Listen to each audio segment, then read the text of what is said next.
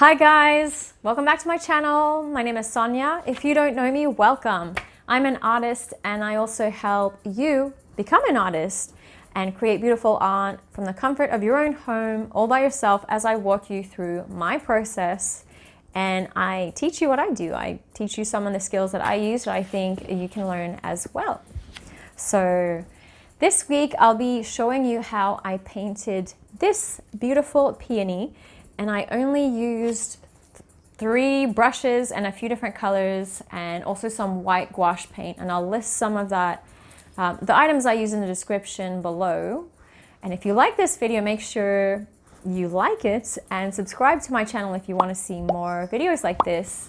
And you can also follow me on social media if you want to see more of my work. My Instagram and TikTok handle is @SoniaAudette, so my full name. So without further ado, let's get into it. Okay guys, so welcome back. I'm gonna get started painting. So I'm just gonna quickly show you, these are the paints that I'll be using.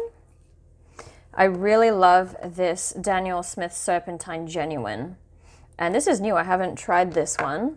And I also have, this is kind of old, Madder. This is Cotman by Winsor and Newton, and this is the Professional. I don't know if I'll need opera, I might do a blend. And I'm also using the Cotman palette. I've had this for a while, but I will try to list all of the links in the description for where you can find these. So I'm gonna start by drawing my subject image, making a quick sketch, and then painting. I'll be painting a peony inside a glass bottle. So I'll, as you can see, this is the subject image I'm using.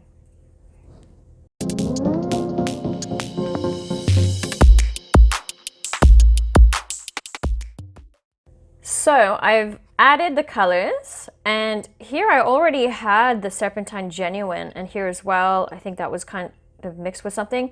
The cool thing about the Serpentine Green is that it kind of splits. You get some more yellowy tones and more green ones, so I really love working with it.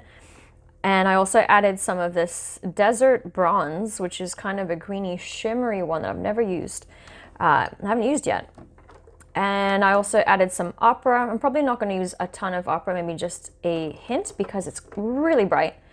And some rose madder over here, and the alizarin crimson is here. So I'm going to use this space to create different blends, starting with the lightest color.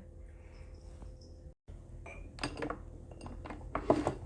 I'm just going to add a bit of water, so you can see what I'm doing.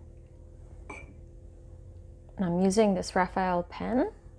It's not quite a mop brush, but it's like a round fluffy one, whatever you call that. Okay, so the lightest shade I'd say would be it is quite pink, not quite an opera, but I just want to make it a little bit duller than an opera because I think that will be a good base shade. That's a little bit peachy pink to begin with.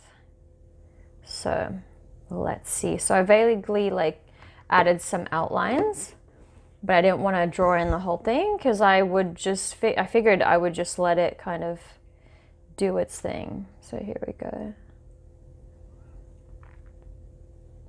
And I think I'm just gonna do like a light wash all over. Okay, so this is annoying. I forgot to press record, and I realized at the end. But what I did is I just did a really light wash using this color that I made. And what I am also trying to do, and what I can explain to you, is you can soak up the bits that you want to stay white. Like, for the most part, it seems to be around here. But right now, the main thing was just to make sure that I had some sort of base color to work with. And I am working with hot press paper, so it tends to get bunched up a little bit.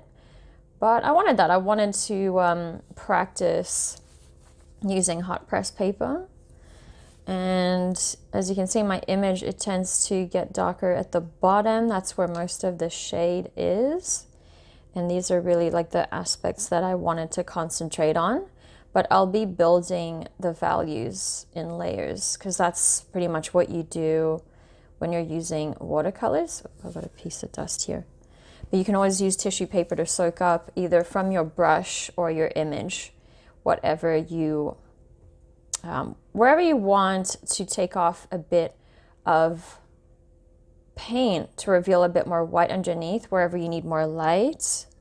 And yeah, so I'm kind of just going in here and just adding in a bit of shading where I see it in my reference image.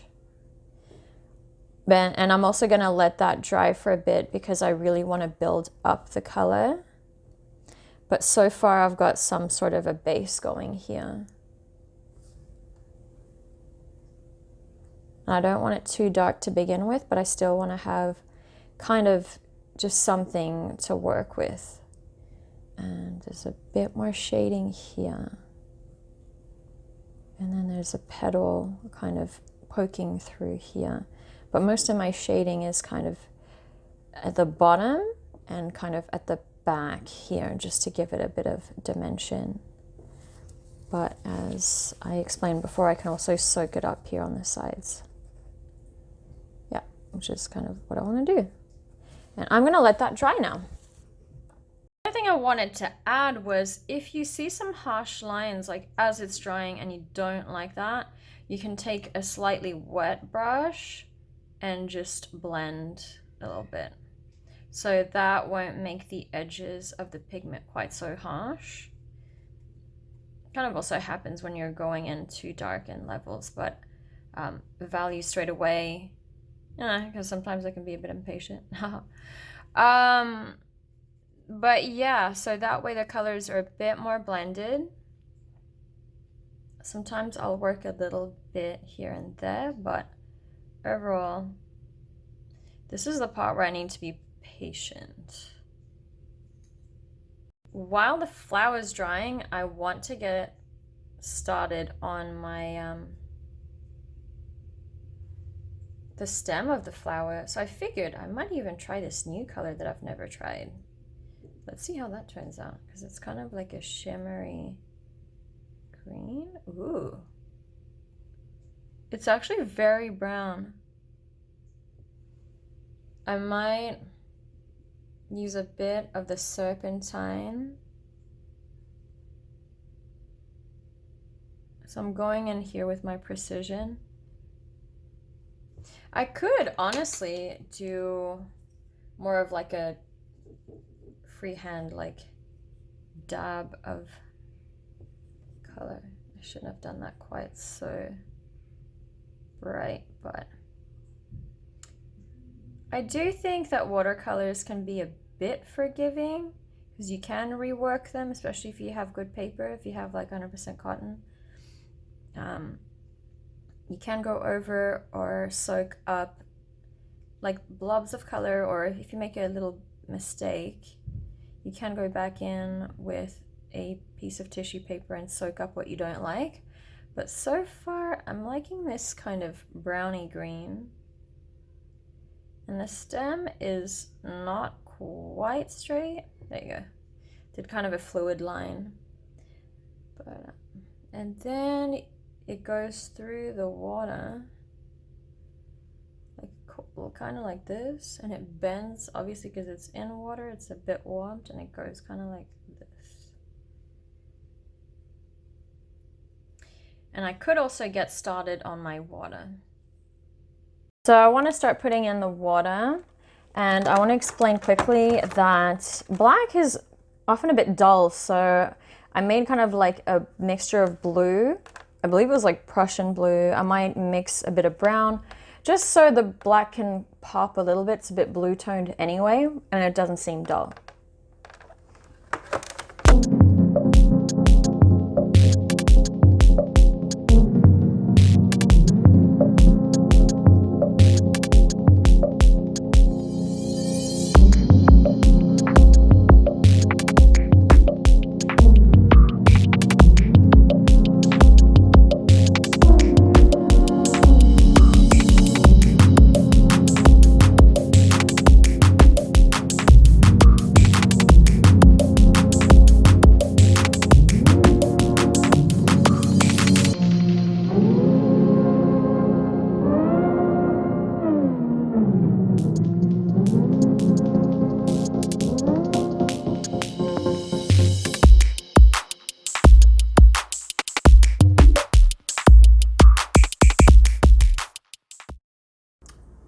Okay, so I'm back and I'm going to use some of this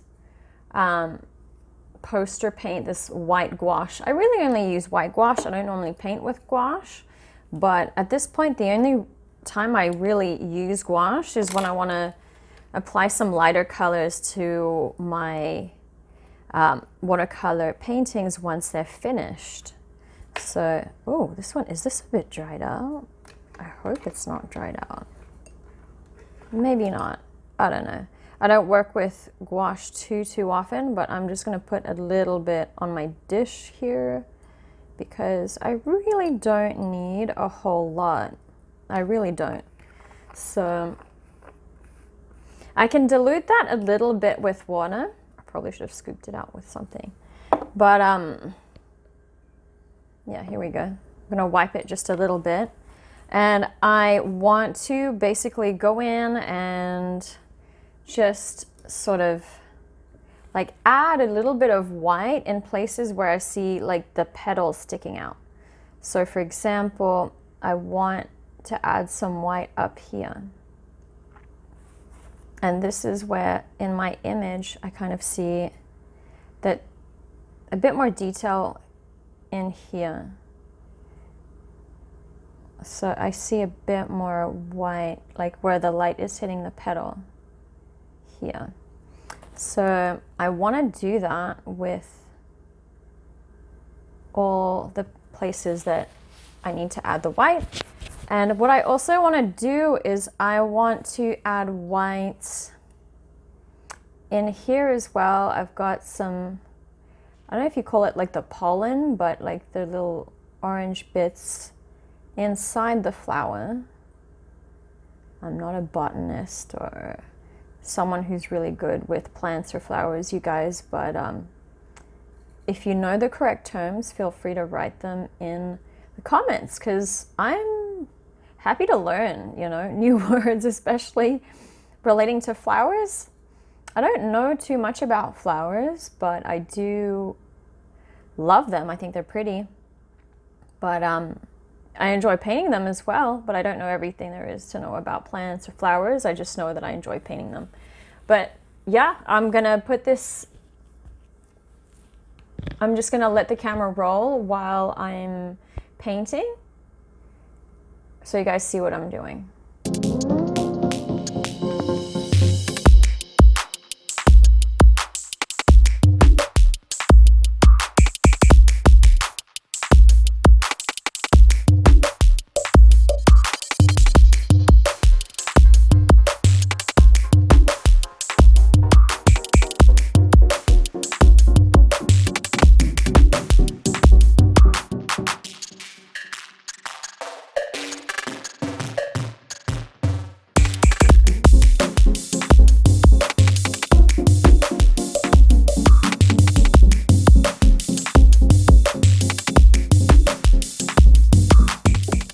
So that's it, guys.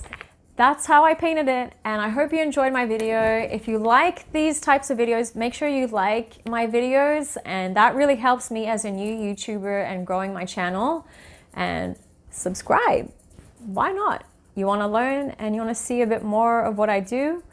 And I hope this video was helpful to you, that you learned a few things that you could apply to your paintings, and that gave you a bit more confidence, and that you enjoyed it, most of all. Painting should be fun, so don't take it too seriously. So I'll see you next time in another video. Bye!